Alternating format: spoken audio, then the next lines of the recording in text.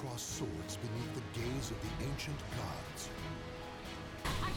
Hello, how's it going everyone? I am Tao Kaka and this is my guide on how to punish Cassandra in Soul Calibur 6.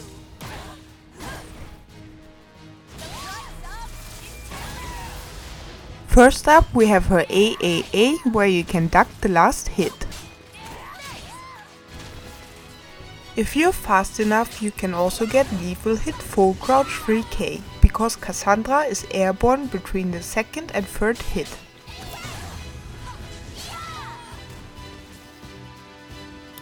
Or you can use a high crush as long as it's not a low or special mid, because she will jump over it. And of course you can also use your 4A+B auto GI to get a lethal hit. Cassandra's AK is -12 on block.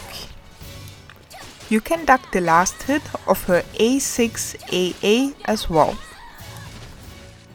You can duck the second hit of her 6AA too, but there's a mix-up, so beware. You can sidestep the second hit of her 6AB, but you will get hit by her 6AA if you do. And you can also use your 6A+B auto GI to get a lethal hit, but you will lose to 6AA too. Her 3A is -12 on block, but be careful because it has a follow-up. Cassandra's 3AK is -14 on block, so don't let her get away with it. Her 1A is -14 on block, but you will have to use while rising kick because 6A will whiff over her. Or you can attempt to low throw her, because if you're successful you will do a lot more damage than you will do with while rising kick. Cassandra's while rising A is -12 on block. Her jumping A is -14 on block, but you will usually be out of range to punish it, and it has a follow-up as well. Her jumping AK is -14 on block. You can choose to either punish it with while rising kick or 6A. Or you can beat the low with a jumping attack, such as Xianghua her 9B. Another option you have is to simply jump over her and mix her up with your back-turned attacks, like B+K and 2B+K.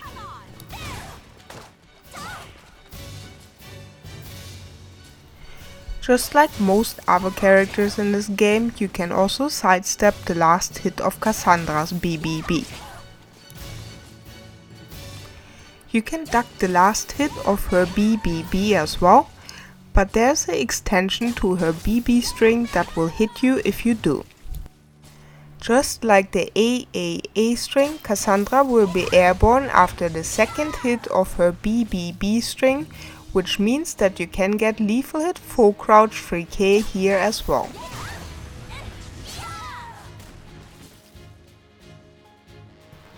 You can sidestep the last hit of her BBB 6 string, which will beat both extensions of her BB string. You can also use your 6A+B auto GI to get a lethal hit, but that will leave you vulnerable to the last hit of her BBB string. You can sidestep the second hit of her B hold string, but there is a mix-up to keep in mind. You can also use 6A+B auto GI to get a lethal hit, but that will lose to the mix-up too. You can duck the second hit of her B.K. string, but that unfortunately will get you hit by her B hold string. You can block punish Cassandra's B2 with either while rising kick or 6A. Just keep in mind that when she charges this move, it becomes safe on block. As long as Cassandra's Divine Force is not active, you can sidestep 6BB to the right side without worries. Or you can use your 6A+B auto GI to get a lethal hit. You will notice that Divine Force is active when her sword and shield is covered in lightning. Her Divine Force 6 B.A+B is -12 on block and can't be sidestepped or GI'd. Cassandra, her 3B is -12 on block. Make sure to not let her get away with it. Her 2B is safe on block, but you can attempt to low throw her. Beware that she has an extension though. Her 2BB is -20 on block, so most characters will actually be able to launch her for just throwing it out. You can also sidestep 2BB, which is the better option because it lets you consistently punish the 2B extension she gains from Divine Force. Even though her Divine Force 2B+B is also -20 on block, it will usually leave you out of range to punish her properly. So to always punish both 2B extensions consistently, you should sidestep. When playing as Xianghua, you will even get the lethal hit full crouch 3K because Cassandra will be airborne after Divine Force 2B+B.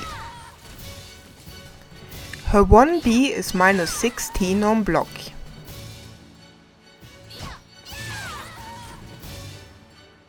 You can also attempt to low throw her, but I think Wild Rising B is the better choice. Cassandra's full crouch 3B will leave her at -16 on block. You can attempt to low throw her after this move as well.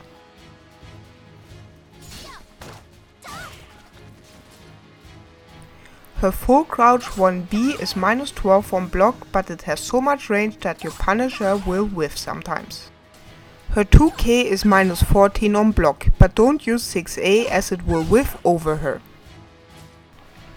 And of course you can attempt to low throw her after you block her 2K as well. Her 1K will leave her at -14 on block.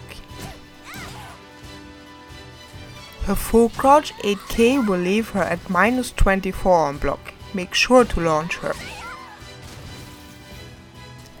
Just like full crouch 8K, 9KK will also leave her at -24 and at the perfect range for your 3B tip range combo. Cassandra, her 8A+B is -14 on block. It doesn't make a difference whether you block her shield or the quake around her.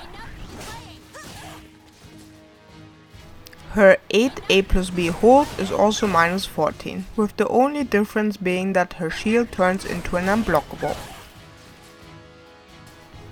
Her B+K leaves her at -12 on block, though be careful because it has a follow-up. B+K-B will leave her at -12 frames on block. She also has a B+K-B hold, which allows you to sidestep the second hit. Her 6B+K is -12 on block. You can use 2A to punish 6B+K and go under the extension. Or you can duck 6B+K.A to get the more damaging Punisher. If you want to, you can also use your 4A+B auto GI to get the lethal hit.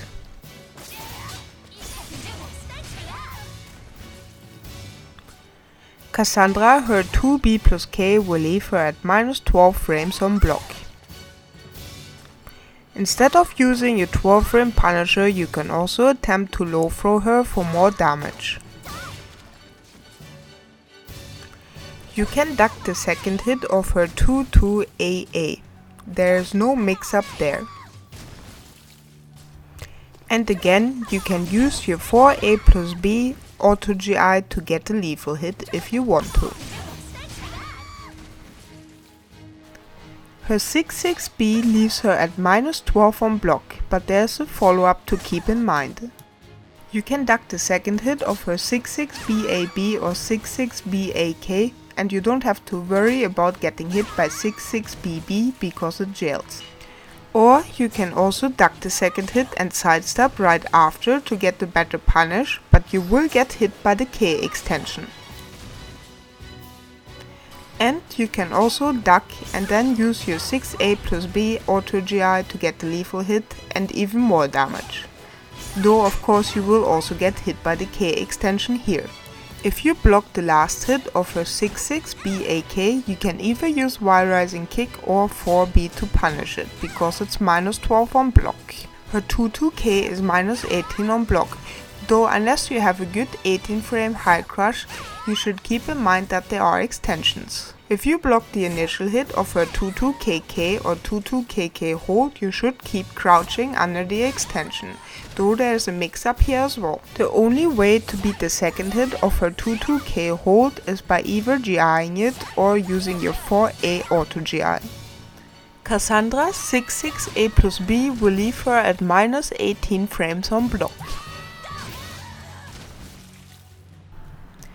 Her 6-6 B+K will leave her at -10, though you will usually be too far away to get the punish. Her 4-4 B+K will leave her at -14 frames on block. Though if Cassandra spaces this move correctly, it will be safe on block. You can also attempt a low throw after you block this move, but only if you block it close up.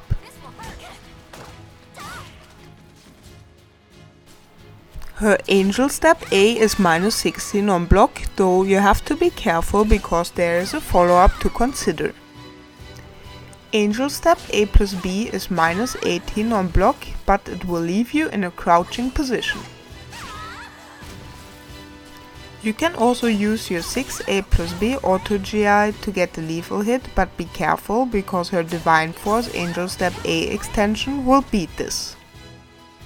Cassandra's Divine Force Angel Step A+B will leave her at -12 frames on block.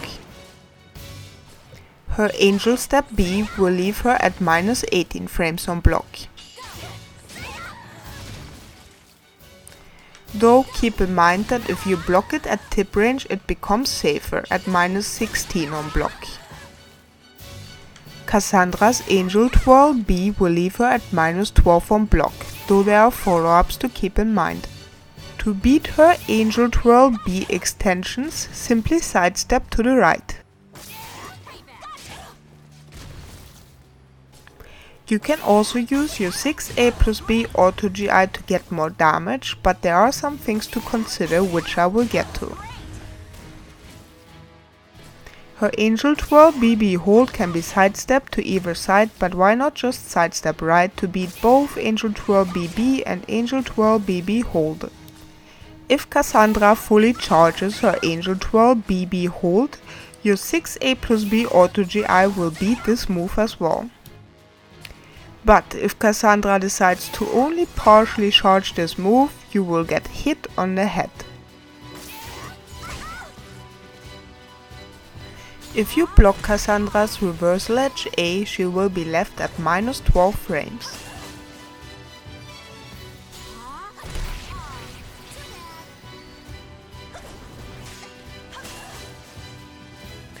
And if you block her reversal edge K, she will also be left at -12.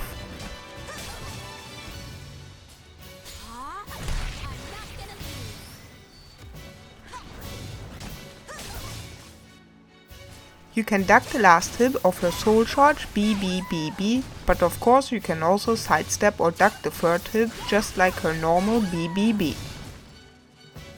Her soul charge 1KB will leave her at -22, though you have to block the low in order to block the follow-up.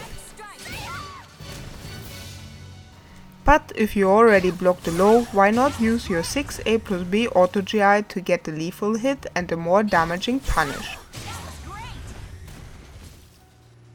You can duck the second hit of her soul charge for B+KB, as it is basically the same as the last two hits of her soul charge B. Her soul charge Angel Step A+B will leave her at -22, so make sure to launch her. And lastly, we have Cassandra's critical edge, which will leave her at minus 18 frames on block. This was it for my guide on how to punish Cassandra in Soul Calibur 6. I hope I could help you out. Thank you for watching and please consider subscribing to my channel if this helped you.